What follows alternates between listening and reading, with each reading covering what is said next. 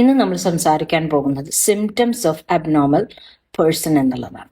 അപ്പം ആദ്യമായിട്ട് നമുക്ക് കുറച്ച് ക്യാരക്ടറിസ്റ്റിക്സ് കാണാൻ പറ്റും. ഇത്തരം പേഴ്സണാലിറ്റീസിനെ ചെറുതായിട്ട് നമുക്ക് അവർ അബ്നോർമൽ സ്ഥിതിയിലുള്ള ആൾക്കാരാണോ എന്ന് സംശയിക്കേണ്ടി വരും.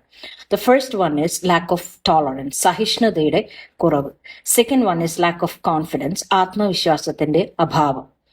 Third one lack of emotional stability, അതായത് ഇമോഷണൽ സ്റ്റെബിലിറ്റി ഇല്ലായ്മ, മാനസിക നിലയുടെ സ്ഥിരത കുറവ് എന്ന് വേണമെങ്കിൽ നമുക്കിതിനെ പറയാം. The next one is lack of adjustment power, സാഹചര്യങ്ങൾക്കനുസരിച്ച് പൊരുത്തപ്പെടാനുള്ള കഴിവിന്റെ കുറവ് ഇത്തരം ആൾക്കാരിൽ കാണാറുണ്ട്. Lack of decision making ability, അതായത് തീരുമാനം എടുക്കാനുള്ള സാമർഥ്യം ഇല്ലായ്മ എന്ന് വേണമെങ്കിൽ നമുക്കിതിനെ പറയാം. No attention towards physical health, ശാരീരിക ആരോഗ്യത്തെ പരിരക്ഷിക്കാനുള്ള കഴിവ് ഇല്ലായ്മ.